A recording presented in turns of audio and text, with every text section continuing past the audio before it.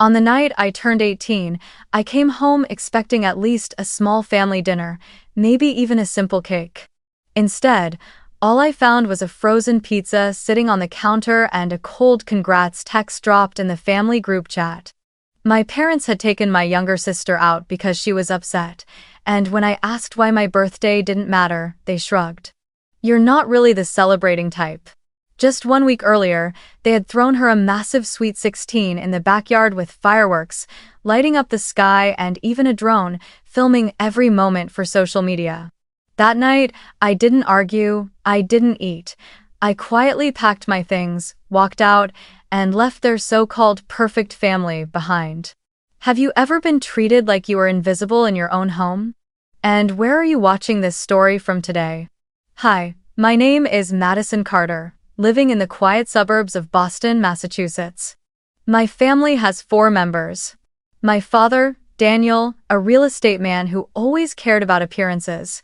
My mother, Karen, who was constantly busy hosting parties and showering praise on her youngest daughter, and my sister Sophia, 16 years old. From the time I was very young, I could clearly feel the difference in how my parents treated me compared to Sophia. It started with small details that seemed harmless. Sophia was taken to her ballet lessons every week without fail, while I would sit in the living room corner with a book. Sophia also had piano and violin lessons, and my mother would often boast that her hands were born to play music. Pictures of Sophia in puffy dresses, smiling brightly on stage, were framed and hung proudly on the living room wall as proof of her perfection. And me? I loved reading, spending hours at the school library, or tinkering with old computers the neighbors had thrown away. But in my parents' eyes, none of that was worth showing off. I often heard their dismissive laughter.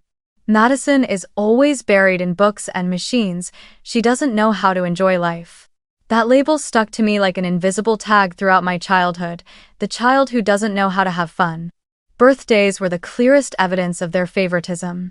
I still remember my 6th birthday, a small cake bought from the supermarket with "Happy Birthday, Madison" written in messy frosting.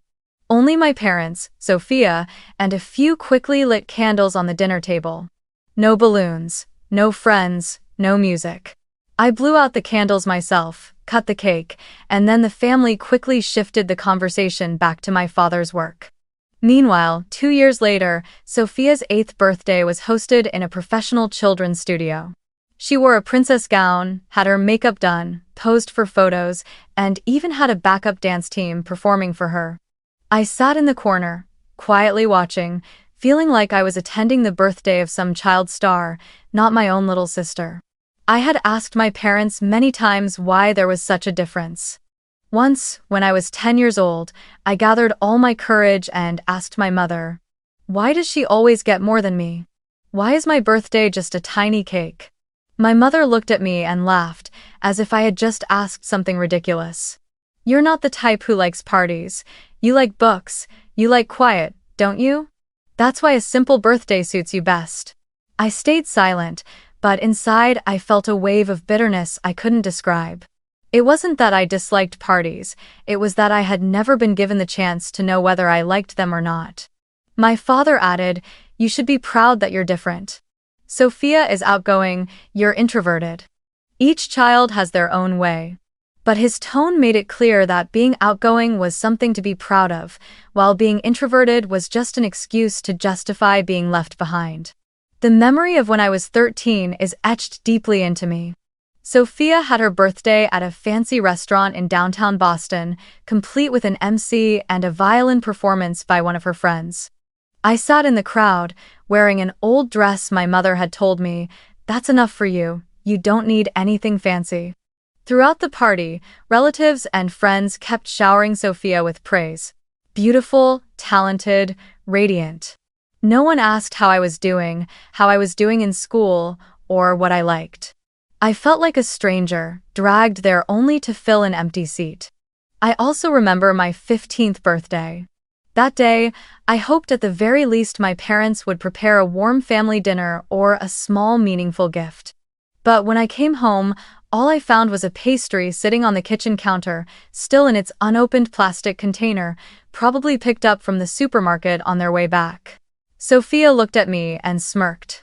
"See? You really don't like parties. One cake is enough for you." I forced a smile, but inside I was breaking apart. That night, when I blew out the single candle on that cheap cake, I wished that someday I could have a birthday like Sophia's just once. The older I grew, the sharper the comparisons became. Sophia was allowed to join every art club, while when I asked to join the robotics club at school, my mother brushed it aside. "What does a girl need with machines? That won't help you stand out." When I won second place in a school programming competition, my parents only said, "Good, but too bad it's not first place." Meanwhile, all Sophia had to do was perform a short ballet at the spring festival, and my parents would record it, send the video to every friend and neighbor they knew.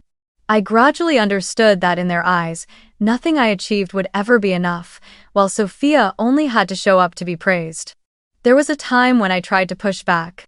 One evening, right after Sophia proudly announced she had landed the lead role in the school play, I spoke up. "It's always about Sophia. No one ever cares about me." The atmosphere at the dinner table instantly turned tense. My mother frowned. "Madison, don't be selfish. Your sister has talent. You should be proud of her instead of jealous." My father tapped his spoon against the table. "You need to accept that everyone has different roles. Your sister likes attention, you don't. That's why it's normal for us to treat you differently." Those words felt like the final nail in the coffin of all my attempts to demand fairness. From that day on, I learned to swallow my tears, never asking again, but deep down I knew my silence itself was the proof of the injustice I had to endure. My childhood passed in the shadow of Sophia, surrounded by extravagant parties where I was only allowed to stand on the sidelines. I never hated my sister, but the blatant favoritism turned us from siblings into two opposing worlds. One was the center of the universe, the other just a faint shadow. And no matter how hard I tried, I was forever trapped in the role of the child who doesn't like parties, who doesn't know how to enjoy life. The truth was, no one had ever given me the chance to know what it felt like to enjoy any of it. A week before my 18th birthday, the Carter house was buzzing like a festival. Sophia had just turned 16, and for my parents, that was a milestone too important to miss. From early morning, the backyard was alive with activity. The event company strung lights along the fence, built balloon arches, and set up glittering backdrops with the words "Sweet 16" shining in metallic gold right in the center. My father busied himself walking around giving orders, while my mother inspected every tray of pastries and every bouquet of pink and white roses arranged to perfection. I was there too, but only in the role of an unpaid helper. I carried boxes, set up tables, wiped down chairs, and ran back and forth. Each time I asked if I could take part in some part of the program, the only answer I ever got was, "Madison, step aside, don't get in the way." As the sun set, the backyard lit up like a stage. Sophia's friends arrived, dressed to impress, their makeup flawless. Laughter and shouts mingled with the beats of the DJ my parents had hired. I stood in the shadows near the fence, still holding a trash bag I had just collected. Then I saw a fleet of drones lift off, their little lights flickering in the sky like mechanical fireflies. The drone operator angled the camera down, capturing Sophia as she stepped out of the house in a sparkling silver princess dress. The crowd clapped and cheered all at once. Sophia smiled, waving like a celebrity, then embraced the giant bouquet of flowers my mother handed her. I overheard someone whisper, "It feels like a party for a star." Double lit. That night the fireworks exploded across the sky. Ribbons of red, gold, and purple unfurled above our house, leaving behind drifting silver smoke. I tilted my head up and felt a mix of beauty and a tightness in my chest. It was my sister's birthday, but I felt like I didn't belong there at all. No one in the crowd glanced my way, no one noticed I had stood there for hours. I quietly collected crushed cans and scattered wrapping paper, trying not to let my tears fall in front of the guests. After everyone left, the house still glowed under the stage lights that hadn't been taken down. I rolled up my sleeves and helped my mother clear the tables and wipe the glasses. My father and Sophia were busy taking more photos to post on social media, and my mother, exhausted, still smiled because the party had been perfect. I stuffed the trash into the bin, my shirt damp with sweat, my arms aching. By the time we finished, it was almost midnight. I went up to my room, sat on the bed, and opened my phone. There was a missed call from my grandmother, Margaret. I called her back right away. Her voice was hoarse but warm in my ear. "Madison, are you okay?" Just hearing that made my eyes sting. I didn't dare tell her everything, so I answered vaguely, "I'm fine, Grandma. My sister had a party tonight." She was silent for a few seconds, then sighed. "I know. But don't forget, you have your own worth. Don't let anyone make you think otherwise." I pressed my lips together to hold back a sob and whispered, "Grandma, sometimes I feel invisible in this house." She replied immediately, firmly, "No, Madison. In my eyes you are a light, they just can't see it. Remember, you deserve love and respect." My 18th birthday began like any other ordinary day. I went to school with a detached feeling, not daring to expect much, yet deep down I still held on to a fragile hope. I didn't need fireworks, I didn't need drones, I didn't even need hundreds of guests like Sophia. I was grown now, and all I wished for was to come home to find my parents had prepared a simple dinner, maybe a small cake, a few candles, or just the family gathered around, looking at me and saying, "Happy birthday, Madison." After 18 years, I wanted to believe that at least on that day something would be different, some small sign that I truly belonged in this family. That afternoon, I carried my backpack home and walked into the kitchen. The room was unusually silent. No smell of food, no voices, no one waiting. On the counter, the only thing in sight was a frozen pizza still in its packaging, carelessly placed next to a small note. "Congratulations, daughter." My mother's hurried handwriting tilted across the paper as if written while she was in the middle of something else. I stood frozen, staring at the note, feeling like someone had just poured a bucket of cold water over me. The only thing I received on my 18th birthday, the most important milestone of my coming of age, was a hastily bought supermarket pizza and a careless scribble. My phone buzzed in my pocket. I pulled it out, a new notification in the family group chat. A message from my father. "Congrats." That was it. No, "How was your day?" No, "We love you." No warmth, just a cold emoji sent out of obligation. My chest tightened.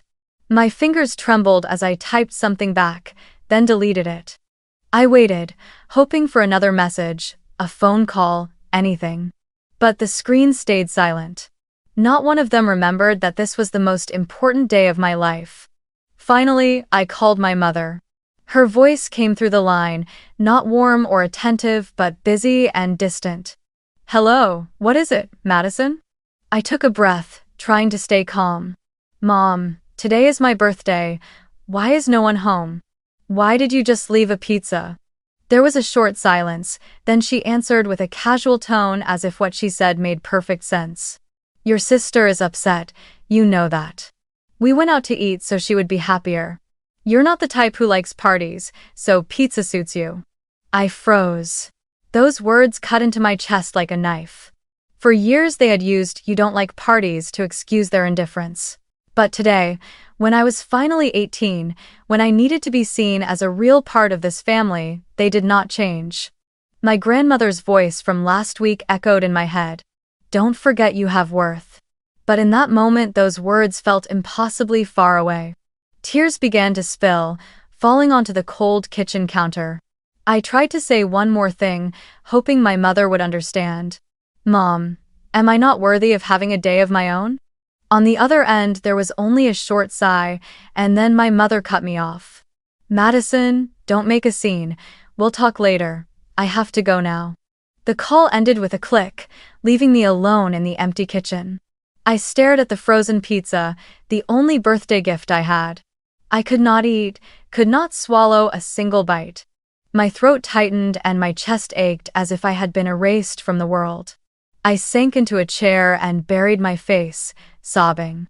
It was not only the abandonment of that day that broke me, but the brutal realization that for 18 years I had never truly been seen as a child of this family. I had been a shadow, a supporting character, the one who filled the empty spaces of the perfect family they wanted to show the world. That night the house was terrifyingly silent. I could hear laughter drifting in from the street, surely from another family celebrating their child's birthday. I wished I could be in a home like that, where laughter meant love, not empty words sent through a group chat. I curled up on my bed, my pillow soaked with tears, and in my head one unanswered question kept echoing. Do I really matter to anyone? After crying until my eyes were swollen, I sat up in the darkness of my bedroom. My heart was still heavy, but inside me rose a decision I had never dared to think of before. I opened my small closet, pulled out a suitcase, and quietly began packing the essentials. A few faded shirts, old jeans, and a thick coat for the freezing Boston winter. I added my old laptop, the one I always used for homework and for teaching myself programming, slipping it into my backpack. Finally, I carefully opened a drawer and took out a small wooden box holding a few keepsakes, a photo of me with my grandmother Margaret when I was little, a notebook she once gave me to record the important things in life, and a simple silver necklace she had given me on my 16th birthday. Each item I took with me was not just material, but a part of myself, things that proved I still had worth, that someone loved me. I left no note for my parents. I knew that to them, whether I stayed or left would make no difference. Perhaps they would even feel relieved not to bear the burden of a child who doesn't know how to enjoy life.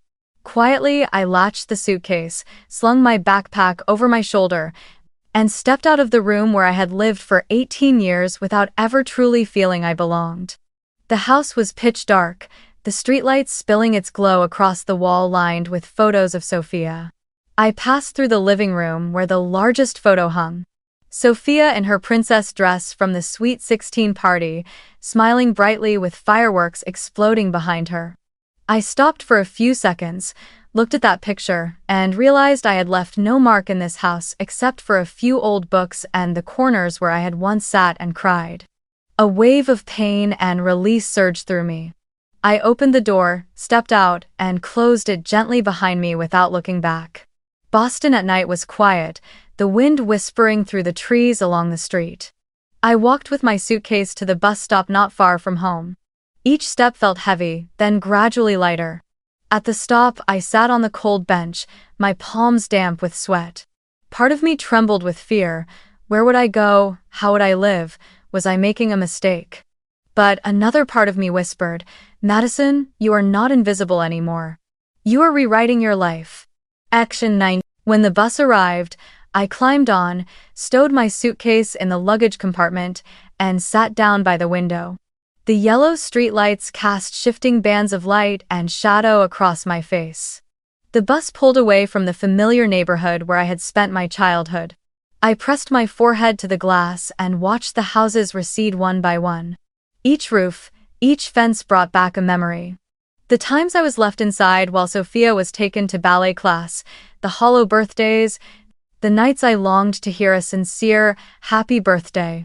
Tears ran down my cheeks, but this time they were not only pain, they were release. The farther we went, the city lights began to emerge, sparkling like another sky unfolding before me. A strange new faith kindled inside my chest. I didn't know what the future held, but I knew I no longer had to wait for a shard of affection from people who would never give it. I leaned my head against the cold glass and felt the steady vibration of the bus beneath me. With tears still on my face, I allowed myself a small smile. It was not the smile of complete joy, but the smile of someone who had just set down a burden she had carried for years, even though the road ahead was uncertain. That night, for the first time in 18 years, I felt I had the right to choose. My choice was to leave a place that had been called home but had never truly belonged to me. The city lights faded behind us and darkness and a new road stretched ahead. In that moment, I whispered to myself, I will find a place, a family, and a life that are truly mine. And that was the beginning of everything. The bus took me to the central station, and from there I caught another ride to Quincy, where my grandparents Margaret and Robert lived in the red brick house that had been part of my childhood. The road leading there was so familiar that even though I hadn't visited in a long time, I still remembered every curve and every row of trees. When the bus stopped, I pulled my suitcase down and stepped off. The night wind in Quincy brushed against my face cold, yet carrying a strange sense of home. I walked along the quiet street until I saw, in the distance, the red roof and the familiar porch of my grandparents' house. Warm yellow light spilled from the living room window, a sight so completely different from the cold darkness I had just left behind. I stood at the door, my heart racing. My hand trembled as I pressed the doorbell. Moments later came the sound of shuffling slippers, and then the door opened. My grandmother appeared, her silver hair neatly tied back, her face a mix of surprise and worry when she saw me, eyes swollen from crying, face gaunt, suitcase dragging behind me. "Madison? What are you doing here at this hour?" Her voice shook. A moment later, my grandfather Robert stepped out too, his expression stricken with alarm. "Granddaughter, what on earth has happened to you?" I could not hold it in any longer. All the restraint of years, all the pain from the frozen pizza, from the cold congrats in the group chat, from the indifferent line, "You're not the type who likes parties," it all shattered. I collapsed, sobbing loudly on the doorstep, clutching my suitcase as if it were the last lifeline I had. Grandma hurriedly wrapped her arms around me, her hands trembling but gentle. Grandpa took the suitcase and pulled me inside. "Come in, Madison. You don't have to suffer alone anymore." Oboe. In the warm living room, with the faint scent of chamomile tea, I sat between them and cried until I could not stop. I told them everything, from Sophia's lavish 16th birthday to the nights I cleaned up while the whole world revolved around her. And then to my 18th birthday when I came home to find only a frozen pizza and a careless note. I told them about calling my mother and hearing the cold explanation that the family went out to cheer Sophia up because I wasn't the type who liked parties. Each sentence cut into my heart like another wound, but it was also the first time I dared to lay down the burden. My voice broke as I whispered the question that had haunted me for so long. Am I not worthy of love, Grandma? Is it wrong that I always feel like a shadow in my own family? She pulled me closer, whispering into my ear, "No, Madison. You were never wrong. You are not alone. You are our blood, our pride, they just can't see it. You deserve love, you deserve care, and you will have it." At that moment, my grandfather Robert placed his hand on my shoulder, his gaze stern but warm. He sighed and spoke in a low, thoughtful voice. "Madison, there is something you need to know. For many years your father's real estate company has survived only because of financial support from us. We have quietly poured money in, covered the gaps to keep him standing proud in the Boston community. That is why he has been able to hold his head high and boast about a perfect family. But, after what we saw tonight, after what you have had to endure, we will not do that anymore." I looked up at him, my eyes rimmed in red. "You mean?" He nodded firmly. "From now on, not another dollar will be sent to that company. We cannot continue to feed favoritism and cruelty. If they choose to build a family on injustice and falsehood, then they must face the consequences themselves." Those words cracked the heavy sky inside me like thunder. For the first time in my life, I felt someone openly take my side, not merely comforting me over the phone or offering gentle words, but acting for real.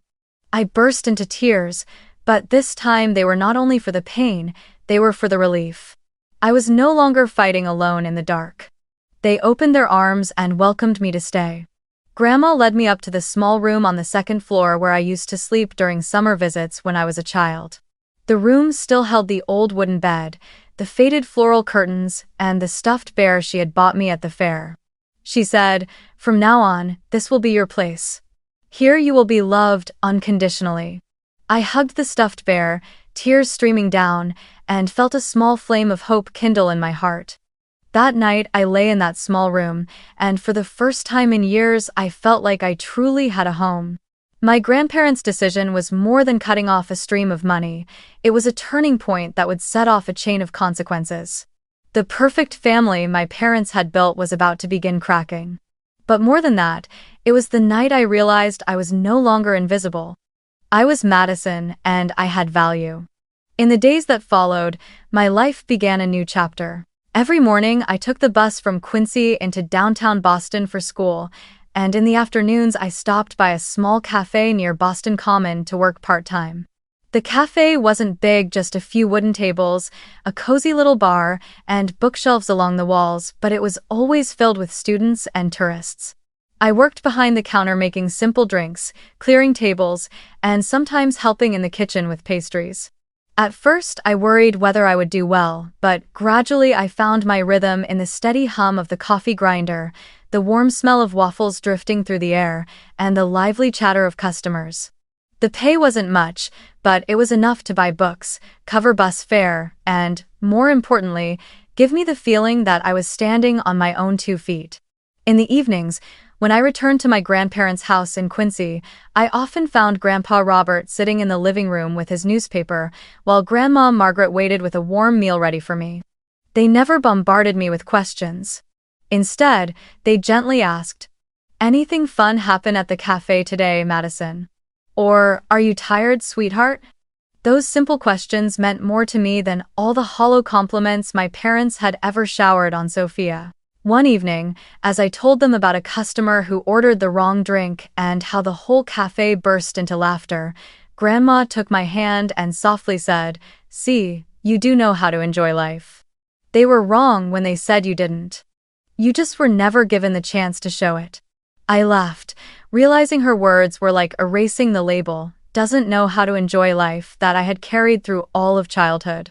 My grandparents also kept encouraging me to dream bigger.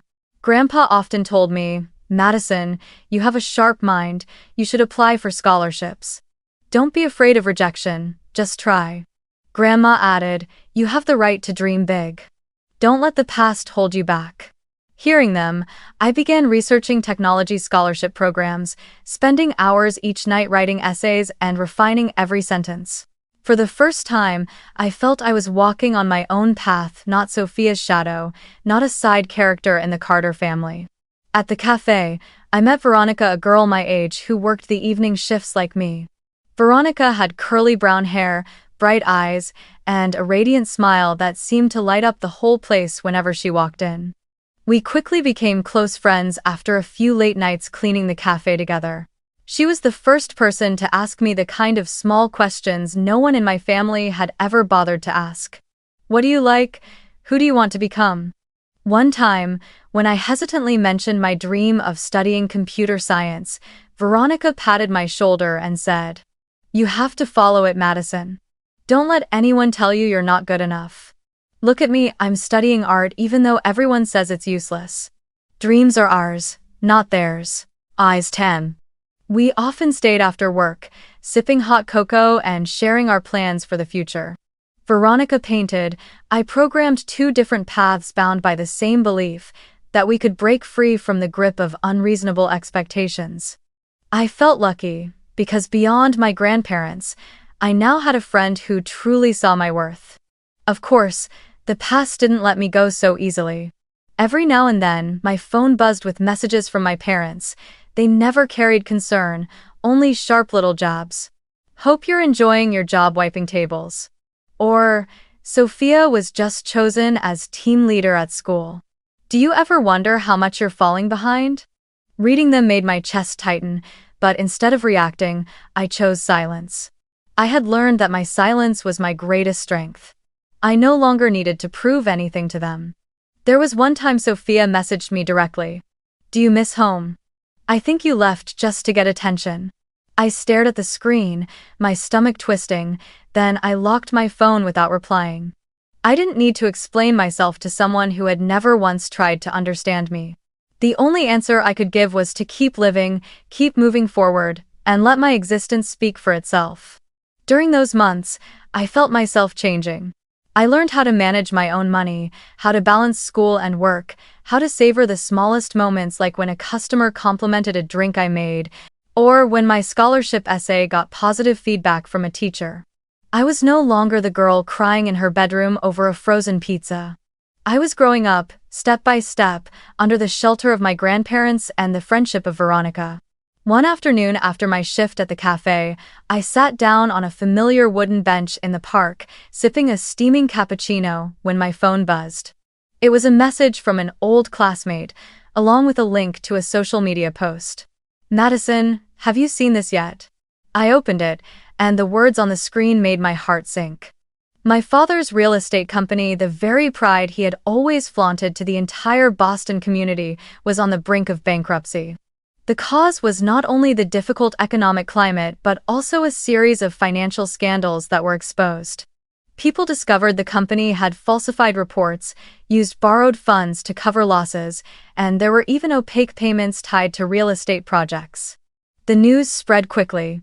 Local papers and several major Boston outlets ran stories. The name Daniel Carter, once associated with the image of a successful man, now appeared alongside phrases like financial investigation and risk of bankruptcy. I sat there looking at the screen, and there was none of the gloating satisfaction an outsider might expect. All I felt was an inevitable collapse, like a building erected on rotten ground that was bound to fall. It wasn't just the company. Our family, or rather the family they like to parade as perfect, began to fracture publicly. I heard from neighbors about arguments between my mother and Sophia that spilled into the street, no longer hidden behind a polished facade. Once, Margaret, a neighbor close to my grandparents, called me with a voice equal parts shocked and pained. "Madison, your mother and Sophia were arguing in the yard yesterday. Sophia screamed that she's being forced into a field she doesn't want, that she's only a tool for your father to show off." She smashed her phone and ran out while neighbors watched. Not long after, I saw Sophia's post on social media with my own eyes. She, the child once treated like a priceless gem, penned a long, furious message, accusing our parents of forcing her into studies to protect the family's reputation, claiming that all her successes were orchestrated, not chosen. "I was never allowed to live for myself," Sophia wrote, "and now I choose to walk away from it all." The post spread rapidly, gathering hundreds of comments. Many who had once envied Sophia now turned and condemned our family as a sham. The photos my mother once posted, lavish parties, luxurious trips, smiling family portraits, have now become objects of ridicule. People compare those shining images with the messy reality and mock. The perfect Carter family, it turns out, was just a glossy coat of paint. I read those comments and felt my chest grow heavy. I did not feel triumphant, nor did I feel crushed. I felt exhausted. It turned out all the years I felt invisible were only to help prop up that illusion of a perfect family. And now that the illusion has shattered, they have nothing left to cling to. One evening after my shift at the cafe, I sat with Veronica. She opened her phone and handed it to me. "Have you seen this? This is the latest about your father's company." I glanced at it and saw the headline in bold. "Carter Real Estate on the brink of collapse. Boston's former pride falls." I set my cup of cocoa down and exhaled quietly. I knew this day would come. They lost what they used to be proud of by their own hands. Veronica looked at me, as if expecting me to feel some sort of satisfaction, but I just shook my head. I don't want to see them suffer, but I also don't have the strength to save them. They chose this path. I remembered the look in my grandfather's eyes when he said, "From now on, we will no longer provide support." Back then, I couldn't imagine the consequences arriving so quickly. But now, seeing the broken remains of the Carter family, I understood that my grandparents' decision was more than cutting off finances. It forced my parents to face reality. Without money to cover the cracks, the internal fractures and false image lay bare. One autumn afternoon, as golden leaves covered the sidewalks in Quincy, I returned from school and saw a familiar car parked in front of my grandparents' house. My heart sank for a moment. It had been a long time since I had seen them face to face. My father, my mother, and Sophia stepped out. They looked far more worn down than the polished figures they once were. My father wore a wrinkled old suit, his graying hair revealing age and fatigue. My mother still kept her neat appearance, but worry lines etched deep across her face. Sophia, once the shining star, now wore a dark sweater, her eyes downcast, stripped of all pride. They entered the house with an air of half-hearted remorse, but I could sense calculation in their movements. It was clear from the start. This was not a visit of genuine apology, but a last attempt to plead for my grandparents' help. When we all sat down in the living room, my mother spoke first, her voice trembling. "We've been apart too long. Madison, you look so much more grown up. We think it's time to mend the family." My father sat beside her, nodding, though in his eyes flickered a strain that betrayed another intention. I stayed silent, just listening, because I knew what was coming next. And, as I had predicted, after a few minutes of beating around the bush, my father finally said it plainly. "The company is in trouble. If there is more support, we can salvage it. Grandparents, we are family, and family must get through this together." I watched my grandfather clench his hands, his eyes flashing with anger, yet he remained silent, waiting. My mother interjected. "If Madison comes back, if the family reunites, we can get everything back. The perfect Carter family can return." Sophia sighed dramatically, her voice full of melodrama. "We need you, Madison. You have to come back so everything can be like before. I cannot bear this pressure alone." Hearing that, I almost laughed. The family that had abandoned me was now using pressure as an excuse to place on my shoulders the responsibility of saving their old illusion. But instead of getting angry like before, I sat quietly, calmer than I had ever been. I looked them straight in the eye, my voice slow but certain. "I did not leave. I chose to love myself. And I will not return just to keep up a fake perfect family." My parents fell silent, and Sophia bowed her head. I continued. "I am no longer responsible for sacrificing myself to cover up your mistakes. I have spent 18 years invisible in this house, and I will not let that happen again." The air in the room grew heavy. At last, my grandfather Robert spoke, his voice more forceful than I had ever heard. "Enough. Daniel, Karen, we have stayed silent far too long. The mistake is not Madison's, it is yours.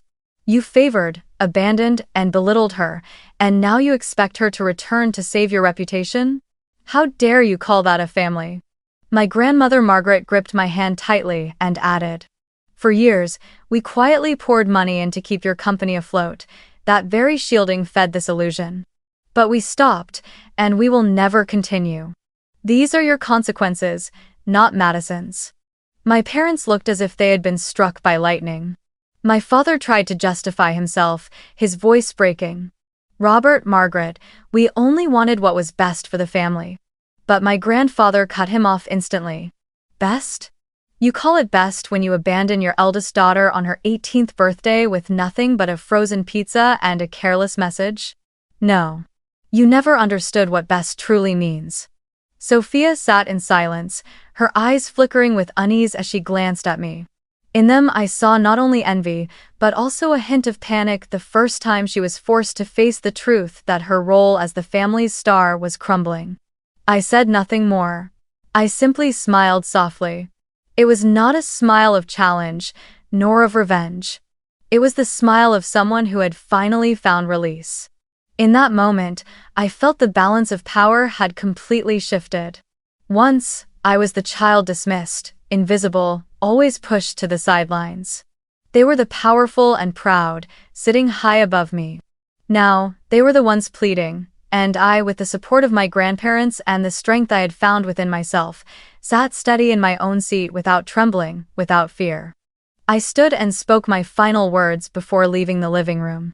"I hope one day you will learn to take responsibility for what you've done, but I am no longer part of that perfect family game. I've chosen my own path, and I will keep walking it." Behind me, I heard my parents' fragmented voices arguing, but it all grew distant, fading away. Inside me, there was only the calm of someone who had finally stepped out of an invisible cage to affirm her own worth. After that confrontation, I returned to my daily routine, but I felt lighter than ever before. I was no longer haunted by the need to prove my value to my parents. Instead, I poured all my energy into my studies and my dreams. Long nights in the little study room on the second floor of my grandparents' red brick house, I wrote, revised, and sent out scholarship applications. Whenever the stress mounted, I remembered the trust in Grandma Margaret's eyes and the words of Grandpa Robert, "You have the right to dream big." That faith became my driving force, even when my eyes were ringed with fatigue from lack of sleep. Then, one spring morning, a thick envelope arrived from New York. My hands trembled as I tore it open, my vision blurring as I read the bold letters. "Congratulations, Madison Carter. You have been awarded a full scholarship for the computer science program at Columbia University." I screamed so loudly that my grandparents rushed in from the living room, startled. When I held the letter out to them in excitement, my grandmother threw her arms around me, tears brimming in her eyes. "I knew you could do it." My grandfather, usually calm and reserved, laughed out loud and patted my shoulder. "My granddaughter, finally the world recognizes you." That good news felt like a brand new beginning. I spent the following months preparing for my journey to New York. My grandparents went with me to buy a new suitcase, warm clothes, and all the essentials I would need.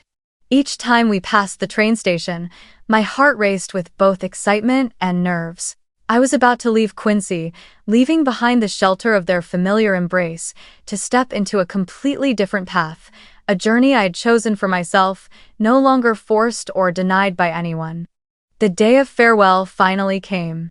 That morning, the station was crowded with people rushing back and forth, announcements echoing across the hall, footsteps blending with the rattle of suitcase wheels over the tiled floor. I stood beside my luggage, heart pounding, trying to swallow my nerves.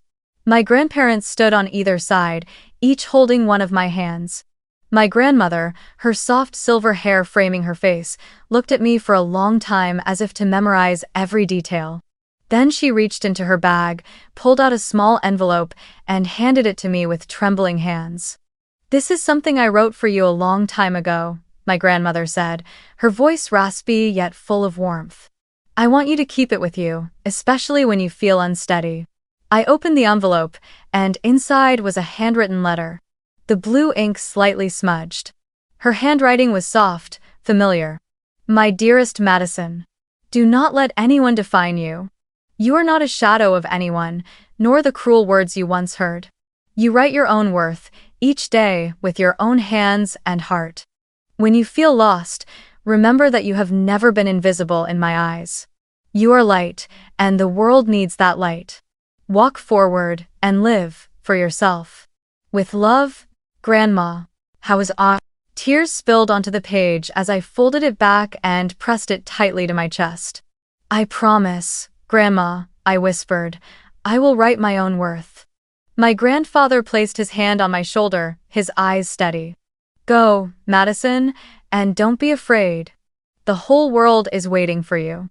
When the announcement called passengers to board, I took a deep breath and hugged my grandparents one last time.